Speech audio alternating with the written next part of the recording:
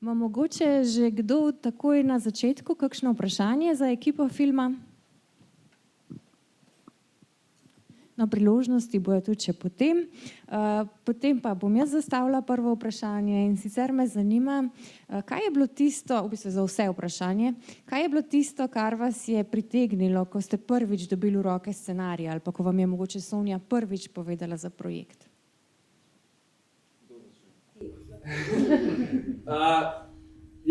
Izhodišče, avto, ki gori in kako se ta družina odpelje mimo in vzame absolutno srečanje s Sonjo Prosenc, ki me je s tem, ko je razlagala, kaj in kakšen film misli delati, absolutno očarala in prepričala, seveda na podlagi vsega tistega, kar sem že videl prej od njenih izdelkov.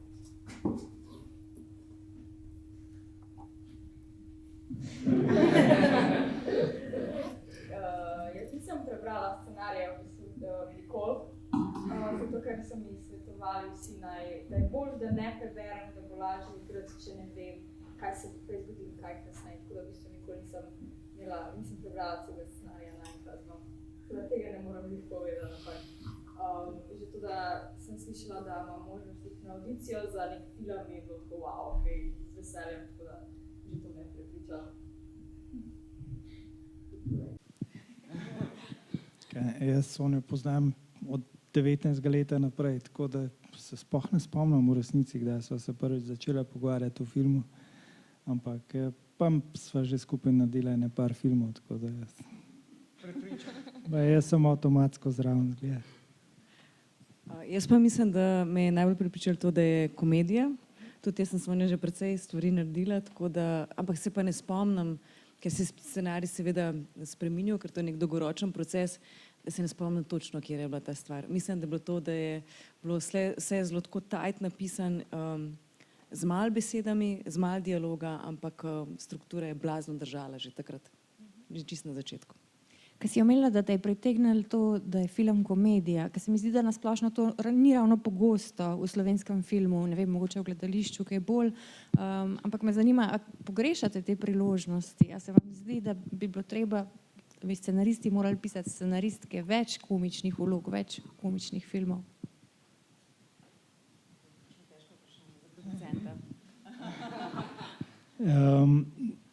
Sej tudi ta film v resnici mogoče so bolj drama kot komedija. Zdaj, jaz sem ta film videl že z veliko publikami, no. Pa eni so zelo ekspresivni, tako kot Američani v New Yorku, eni se pa bolj na noter smejejo, ne. Tako da ne vem, jaz mislim, da vsaj jaz osebno, no, se mogoče bolj na noter smejem, ker se malo vidim preveč vsem. Ima že kdo kakšno vprašanje? Kakšen komentar? Ker si Rok omenil festivale v Ameriki, v Tribeki ste bili, na Tribeki, potem v Sarajevu. Me zanima, kakšni pa so bili ti odzivi? A bi lahko kaj bolj konkretnega povedali? Ne vem, jaz sem se zdajle, predvčerajšnjem sem se pogovarjal, ker je bil film v Haugesundu na Norveškem na festivalu. Pa mi je producent rekel, da je drug dan že premiera je bila razprodana, drug dan je pa prišel pred kino in je rekel, da je bila vrsta 100 metrov dolga. Tako da je rekel, da pol ljudi sploh ni prišlo v dvorano. Ne vem, meni se zdijo odzivi fenomenalni, no. Se mi zdi Slovencem ratov en velik film, no.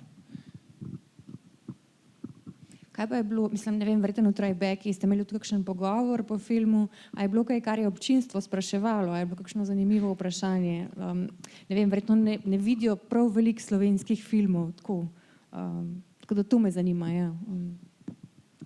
Predvsem se mi zdi, da so na Tribeki film gledali zelo neobremenjeno, pač mislim, da so bili tudi na nek način mičken šokirani, zato ker niso vajeni brati podnapisov, ker pač je ta njihov jezik itak vse prisoten. Zelo veliko so spraševali, kaj je z Olivijino vlogo, pa s to transgresijo, s to transgresivno gesto, ki je mi dve Sonjo nikoli nisva jemali, ali pa vsi skupaj nismo nikoli jemali kot nekega zdaj blaznega ekscesa, ampak kot samo en korak na poti k osvoboditvi tega lika. Tako da to jih je zanimalo, ja, transformativni korak. To jih je velikokrat zanimalo. Ja. Zanimivo je bilo v Sarajevu, ker potem tako, mi smo prvi dan bili tam, torej otvarjali tekmovalni program in potem z zamikom 2-3 dni so nas srečevali oziroma ustavljali v mestu tudi, Sarajevo je zelo sproščeno, mesto živi s tem festivalom in komentirali film. Med drugim se je zgodilo tudi, da pri eni mizi ni bilo dovolj prostora za oziroma bila je rezervirana miza za ene posebne goste, pa so se potem te 3, ki so se hoteli tam usesti, presedle k moji mizi, jaz sem pa tam sam pil kavo in se je izkazalo, da so one 3 psihiatrine iz Lugana, ki so bile, ti si bil v tem filmu, ja, in začnejo komentirati, to je pa toliko v redu, ker smo v tem filmu gledali same naše pacijente. In smo v bistvu absolutno lahko poskenirali in vsi bi lahko pri nas se oglasili v našem ofisu oziroma v njihovih ordinacijah in bi jim lahko dnevno pomagali in jih terapirali. Tako da so bile navdušene nad tem dobrim prerezom te disfunkcionalne naše familije, pa tudi teh drugih satelitskih oseb, ki se pojavljajo v filmu. To je značilno za Sonine filme. Recimo prejšnji film Zgodovina ljubezni je cel hit na psihoterapevtskih srečanjih. To je neverjetno. Mislim, še zdaj nas včasih prosijo, če lahko zavrtijo film, da si bojo oni to pogledali pa predebatirali. Je pa film posnet tako, da je težko razbrati kakšno lokacijo, ki jo poznamo, oziroma vsaj meni je bilo. Tako da me zanima, kje pa ste to snemali? Ne vem, mogoče ta hiša je res taka zelo impresivna. Pa tudi potem uno mesto s temi sestrami. Ta hiša je bila v Italiji, blizu Čada, ne? Čedada, sorry. In je v bistvu bila res lepa, fascinantna od arhitekt je živel v njej. Ful lepa hiša, super lokacija, tako po potoku, sred gozd, mislim pač gozd zraven, tako ful lepo. Je pa, so mami že velikokrat povedala, da v bistvu par metrov stran je bil pa kurnik oziroma kmetija kur.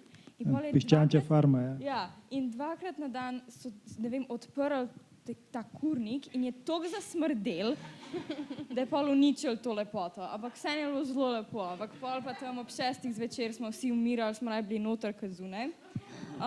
Ampak večino smo snemali pa v Italiji, pa nekateri deli pol notranje so bili pa tudi v Sloveniji. Stara Gorica, drugače to, Ja. kar je eksterior. Ful je hecen. Tako, Ja. tako. Je bilo pa zelo hecen, recimo v Stari Gorici, to, kar je čisto na začetku ta trgovina, ne? Pa smo se mi blazno ukvarjali s to kostumografijo, kako morata biti ta dva debila, kakor jih mi dva kličeva, kako morata biti oblečena. Ne? Imamo potem te puhice, ne? Te oblečene te puhice. In pa sva prišla tja in sva bila enaka kot vsi ostali. In je bilo kar malo tako, čak je zdaj ta kostumografija premal, a je preveč, ampak v bistvu sva se tam zelo zlila z okoljem. No. Tako da sva bila v naravnem okolju. Dobro sva se počutila, ja. Kakšno vprašanje, kakšen komentar? Lahko samo počakate na mikrofon, prosim?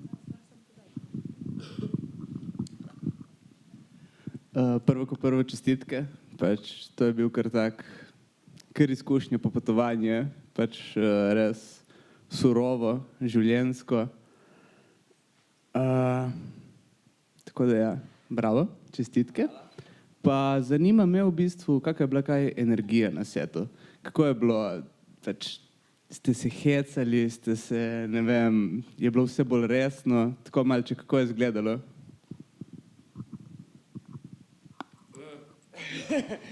Ne, mislim, zelo organizirano, profesionalno, resno in seveda z občutkom in z veliko užitka. Smo pa tudi kdaj med pavzami vklopili nek zvočniček in spuščali muziko za to, da smo vzdrževali vzdušje. Med drugim pa tudi pri parih scenah smo testirali na samem snemanju, da smo, ko smo vadili, si spustili kakšen komad, zato da nam je dal nek osnovni ritem ali pa vzdušje tega prizora in smo celo potem replike odgovorili in vse oddelali nekako v tem, kot neke vrste koreografijo, ples. To smo enkrat naredili pri tej večeri. Tako da seveda potem, ko smo snemali brez tega, ampak to nam je za enega izmed tekov dalo to nek drugačen ping-pong. Mislim, kar je bilo zelo lepo, je to, da pač scenarij in cela struktura tega filma je bila od začetka že zelo tako trdna, a ne? Ampak kljub temu je pa cel set dovoljeval določeno količino improvizacije, kar je v bistvu zelo vredno in za vse ustvarjalce super. Recimo ta žurka, a ne? Ta centralni del filma tega Aleksandrovega padca in tega razbitja te steklene stene. Seveda, zato ker je bilo veliko statistov, je bilo to mogoče samo v 3 določenih dneh, ne? In za te 3 dni je bila slaba napoved. In zdaj pač enega izmed teh 3 dni, v katerih bomo posneli to žurko, bo dežval. In odločitev seveda je bila, da bo potem skozi dežval. Tako da smo potem poklicali glasilce, ki so potem nas zalivali s tem z vodo, direkt iz Nadiže, ki teče spodaj pod to hišo. Mi smo pa bili v enem backstageu oziroma v tem, kako se temu reče, v garderobi, ki je bila ena soba v tej veliki hiši, kjer smo vsi skupaj hkrati statiste sušili, jih oblačili, sušili lase, jim dali za preobleč, tako da je bila ena taka, kako bi se reče, borbena izkušnja z dežjem. No. Mila, kakšna pa je bila zate ta izkušnja? Mogoče kar od audicije naprej, če bi lahko malo povedala. Meni je bilo ful dobro na setu, ful mi je bil tako dober občutek, ljudi so bili ful prijazni. Kaj? Se vračam. Ja, no super je bil občutek, tudi zelo so bili vsi prijazni. In tako tudi ta punca na koncu, Ninja, z njo sem se zelo dobro ujela, zelo sva se tako radi pol tam po bolnici, v bistvu z invalidskimi vozički sem pa tja vozili, ker sva res imeli gips na noge in nisem mogli nič drugega, pa sva se pač temi vozički po bolnici gor pa dol, ker sva vas čakali, da prideva na vrsto, da snemava. Ampak res pač že zelo je bilo dobro, vedno smo imeli musko, ko so nam delali make-up, pa ko smo se oblačili, tako da res the best je bilo. Kako pa je izgledala audicija? Ja, prišla sem tja, so bile to mene 3, pač Sonja, pa še, kaj je Sonja? Nisem že ziher, kaj je poklical. Kaj, producentka? Ko producentka? Sonja režiser? Ne, Sanja. Sandra je direktorica filma. No, ja.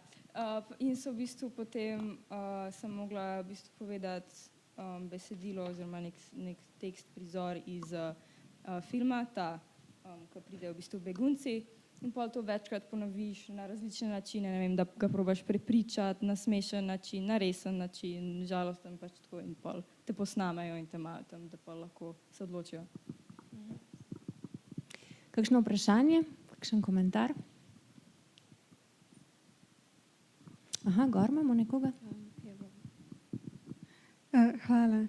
Ja, meni v bistvu malo, da se navežem na kakšna prejšnja vprašanja, pa tako. To je seveda, govorimo, da je pomemben slovenski film in je velik dosežek za slovensko kinematografijo.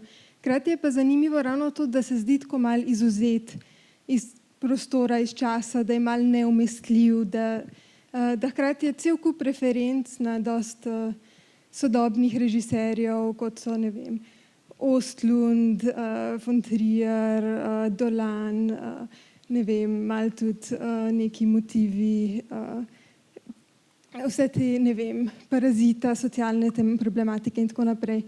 Tako da me v bistvu zanima, v čemu vidite slovenskost tega filma ali pa recimo ta cel, so vsa ta razmerja moči, privilegiji, neprivilegiji, družbene krivice in tako naprej. A je kaj specifično v tem, da je umeščeno to v nek bolj slovenski kontekst ali ravno fora to, da je mal presega kakršenkoli kontekst in je mal izvzeto iz katerekoli kontekstualne specifike? Bom jaz poskusila to odgovoriti tako kompleksno, kot je bilo tudi zastavljeno. Prvič se mi zdi, da si mi v Sloveniji predstavljamo, da takih ljudi ni, a ne? Da taki ljudje ne obstajajo, da nimamo bogatih, da nimamo elite. Ne? Mislim, da je to prva zabloda. Mislim, da takih ljudi je precej v slovenskem kontekstu in da je treba tudi o njih govoriti, ker so del te družbene strukture. Drugo, če se navežem na reference, a ne? Če bi bila Sonja tukaj, bi gotovo povedala, da je ta film nastajal več kot 5 let in da so se očitno te reference pač zgodile mičkeno prej, ne? Mislim, da so pač te ljudje prej posneli vse te filme, zdaj pa težko bi rekli, da je ona karkoli kopirala ali pa iskala navdihe pa to. To je pač, včasih se zgodi, da se ujame nek duh časa, ki ga vsi v nekem momentu začutimo in ga potem na neke načine poskušamo izraziti, ne. Tako da jaz mislim, da je to originalen prosenc Mubi, ne, ni pač Ostlund ali pa kakorkoli so že te primerjave. Tako da jaz mislim, da pa tudi bi nekako mogli začeti gledati slovenski film izven tega konteksta, da to more biti slovenski film. Ker kaj pa to sploh je slovenski film? Mislim, a so to nacionalno slovenski režiserji, a so to slovenski igralci, je to slovenska produkcija, ki sploh je tukaj precej širša, ja, ali je to socialna drama? In da bi v bistvu mogli slovenskim ustvarjalcem na nek način pustiti, da lahko izrazijo točno to, kar čutijo in da ujamejo ta duh časa, ne da bi bili obremenjeni s katerimikoli prav slovenskimi referencami. Če sem zdaj to probala nekako odgovoriti.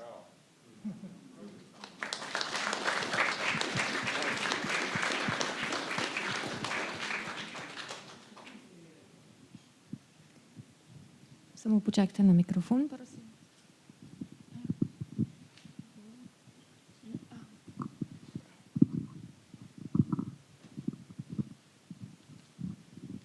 Meni je bil pa zelo dober lik tega sorodnika iz tujine, ker se mi je zdelo, da je s tujim pogledom, kaj se grejo v tej družini, da je povedal zelo dosti o Slovencih. In še nekaj sem prebrala prej, da je komedija, ampak jaz sem se smejala kdaj navznoter. Sicer je bilo pa nelagodje in grenkoba, ki pa se je proti koncu lepo razpirala, bolj ko so bili bizarni prizori, bolj mi je odlegalo, ker ste postajali normalni. Pa res me je presenetila tvoja igra in presenetilo me, da nisi poznala vse zgodbe. Uživala sem v vsaki tvoji repliki, v tvojih izrazih na obrazu in mi je bilo velik užitek vse skupaj videti. Ampak ves film je šla pa ena grozno groteskna scena skozi možgane. Nekdo je v tej državi skril nekaj milijonov denarja, je pa doniral mačke, robote za dementne. Govorimo o človeku, ki je mož zelo pomembne osebe v tej državi. Se pravi, da je resnično še dosti bolj groteskna kot to, kar je v filmu. To sem hotela povedati. Hvala.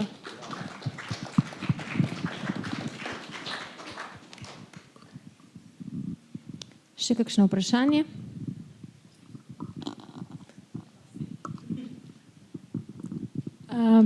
Jaz bi mogoče sam, ker ste prej govorili o teh improvizacijah, me sam zanima glede komike, a so bile večina nekih vložkov nastavljeni že v scenariju ali pridejo naravno, ker mi je ful zanimivo, kako ene stvari, sploh pri vašem liku, izpadajo tako pač navrženo v pozitivnem smislu, spontano. Pa me samo zanima, so se razvile sproti ali so bile v bistvu že nastavljene, pa se samo zdijo spontane. Pa, v bistvu so bile vpisane v scenarij in na vajah smo jih dodatno razvijali. Če smo ugotovili, da potrebujemo še kaj, da bi še bilo treba kaj dopisati, ali pa da smo ugotovili, da bi bilo dobro, da se med liki še kaj zgodi, da si še kaj izrečejo, smo to našli in potem vstavili v scenarij.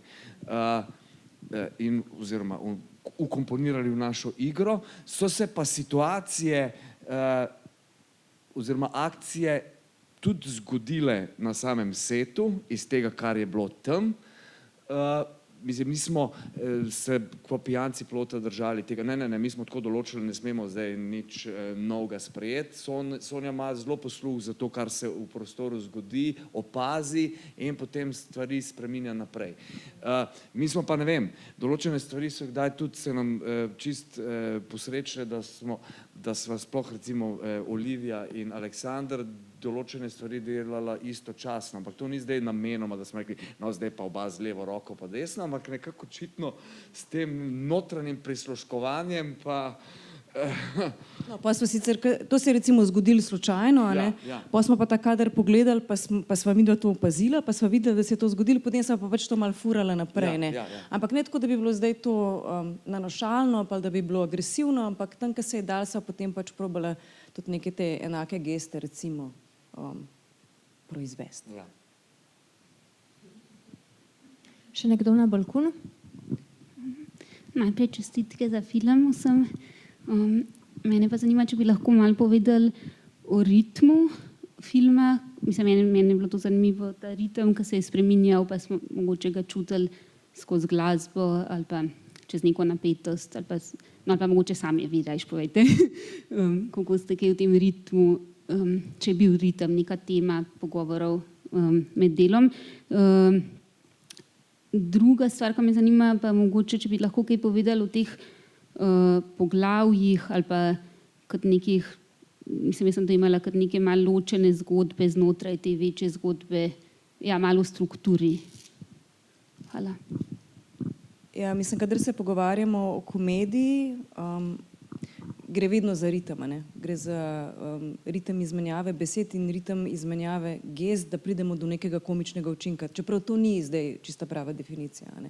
Ampak vse te stvari, ki so bile, vse te scene so bile zelo zminimalizirane v nekih izrazih, prav zato, da bi lahko nekako poradirale, mislim, prišle do človeka. Tako da tle smo se zelo veliko ukvarjali s pavzami, s tempom, prav z ritmom, ne? Veliko sicer tega ritma pa pride z montažo, kateri pa jaz in z režijo seveda, o kateri pa jaz ne morem govoriti in tudi ne bom govorila.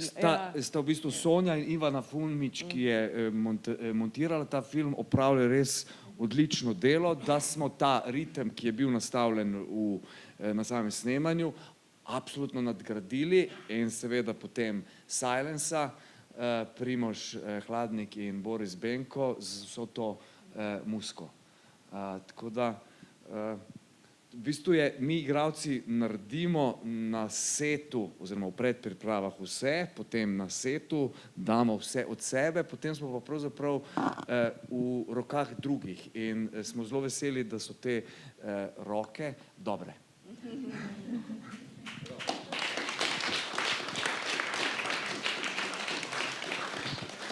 Kar se pa tiče poglavij, so pa to tako kot neke kot naslovi, ne, kot referenčne točke, ker film si je v nekem momentu, zdaj ne vem, če bom prav povedala, prosim, popravite me, si v bistvu tudi mičken spreminja žanre, ne, in vsak tak košček ima nekako svoj žanr, ne, recimo, če bi lahko rekli, da gre od tega začetka v neko prav srhljivko, ne, kdo prihaja, to so te begunci, ki so pred našimi vrati, potem v neko družinsko dramo in potem na koncu celo v neko, ja, osebno dramo, za Aleksandra mogoče celo tragedijo, no, mislim, tako da, absolutno, mislim, tam v gozdu je sigurno nekaj tragičnega, no, če ne drugega pa ta pes, no. Tako da prav zaradi tega, da ti tudi imaš mičken, se mi zdi, no, da imaš mičken presek v gledanju, da te pač opozori, da se dogaja nekaj drugega, ne. Mogoče je to nek reset, da je vsako poglavje nek reset. Tako kot pa, ja, v žanru, tako kot pač imajo oni, te liki si vsakič želijo, da bi lahko pobegnili samo sebi, pa ne morejo, ne. Ja, tako kot se pojavljajo neka ta poimenovanja tu s temi stavki v poglavjih, kot so recimo te neki mini znaki poimenovanja definicije, ker reče Agata begunci in se mi zdi, da takoj na to družino začnemo gledati skozi te oči. Zapremo vrata in sledijo stvari naprej, kakor pač sledijo. In v trenutku, ko njih poimenuje turisti, dobimo spet neko novo definicijo. Se mi zdi, da non-stop v tem filmu se pač to dogaja. In še marsikaj bi lahko nalepili njim na čelo. Meni se je vedno zdelo, da so v bistvu te poglavja, da so tako kot udarci pri skvošu. Zelo nabiješ pač žogco v publiko ali pa vase in potem se ta lahko odbije v različne kote. Tako da to igro se mi zdi, da smo igrali. Prosim. Čisto praktično vprašanje, če lahko. 5 let so trajale priprave na film, ne? Sem ujel prej. 5 let so trajale priprave, koliko časa je trajalo snemanje in koliko tak film sploh stane? 5 držav je bilo, 5 držav je menda. Scenarij je Sonja napisala na Norveškem 2018. Mislim, da smo ga pa še malo dodelovali, tako da scenarij je bil nekje 2019. Snimali smo 2022. Vmes smo rabili 3 leta, da smo sfinancirali to, košta pa približno 1 800 000. Ja, zgleda boš, ne. Dražji, no, tako bom rekel. Čas se nam počasi izteka, tako da zadnja priložnost, če bi še kdo želel kaj vprašati, kaj pa komentirati.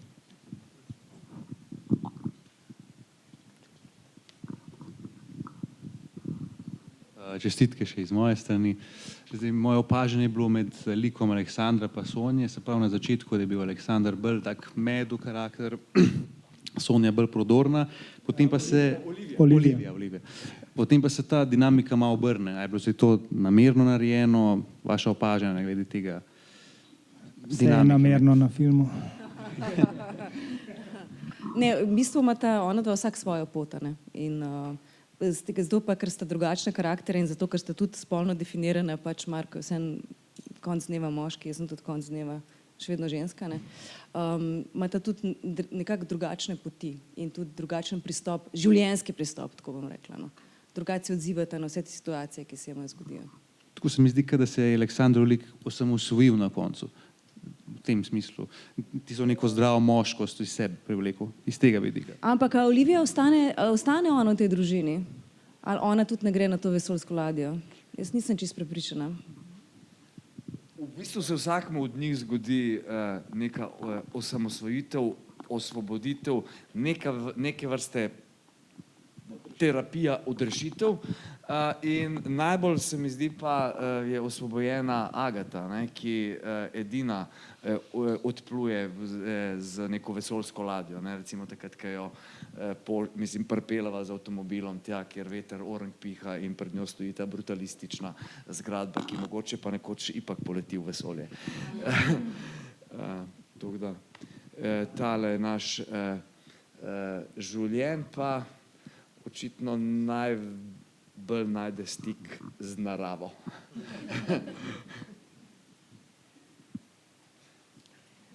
Mogoče čisto za konec, kaj si ravno omenil življenja, nismo še nič povedali o Aljoši Schneiderju. Kakšno je bilo pa kaj sodelovanje z njim, kako je on se nekako priključil temu projektu? Tle pa ena zelo zanimiva anekdota.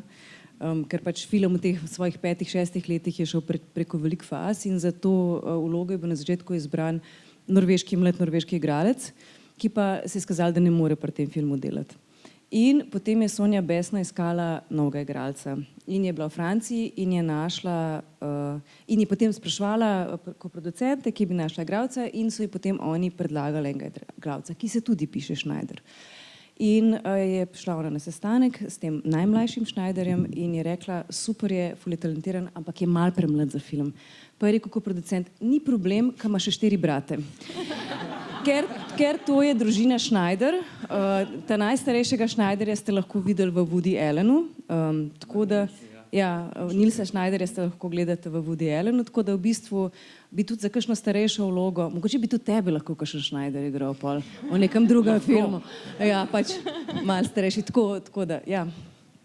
In pol je še ena anekdota, ko je prihajal Aljoša Schneider v Ljubljano, torej prvič na vaje, da se srečamo mi z njim, Sonja se je že seveda z njim tudi v Parizu. Smo bili ravno na koncertu Konstrakte, zato da bi njo spoznali, ker smo vedeli, da bo nastopala v filmu tam v Cvetličarni. Je imela koncert in Sandra, direktorica filma, reče: zdaj moram še organizirati prevoz za jutri za Aljošo, nimam nikogar, ki bi šel po njega na letališče, ampak bom že. Pa se rečem, jaz sem pa Frej, a grem jaz po njega, glede na to, da je to začetek filma, ko naša družina gre po njih. Žal se nismo mogli uskladiti, da bi vsi trije šli tja, pa odvadili ta prvi prizor. No in jaz se pojavim na tem letališču, on je prišel s svojo partnerico Charlotte Cardin, pevko kanadsko, in to jaz Marko, vse to se pozdravimo, vzamem seveda njune kufre, zato da malo, mislim, naredim vtis, jima pokažem, kje ta avto je, plačam parkirnino, jo spakiram noter in se peljemo, pogovarjamo o scenariju. Ona se ful čudita, kako jaz vse to vem, govorim. Jaz rečem, pa ti imaš še neko to, to v slovenščini moraš tudi, ja, pa da nemo jaz povem, kako se to reče v slovenščini, pa bo povem, pa si on posname mene in v glavnem debatiramo, kar jaz vedno bolj ugotavljam, da on misli, da sem jaz šofer.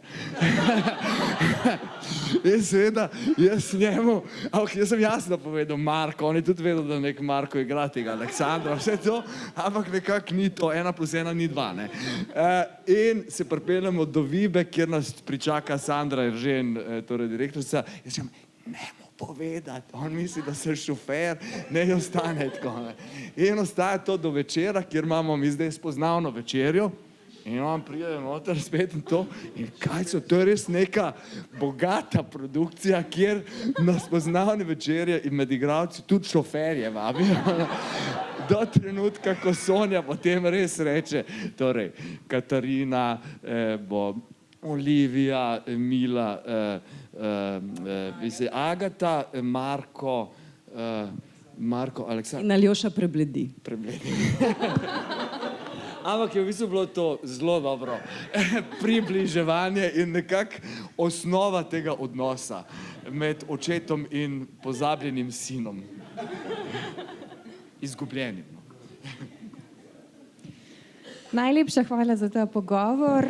Rok Sečan, Katarina Stegnar, Mila Bezjak in Marko Mandić.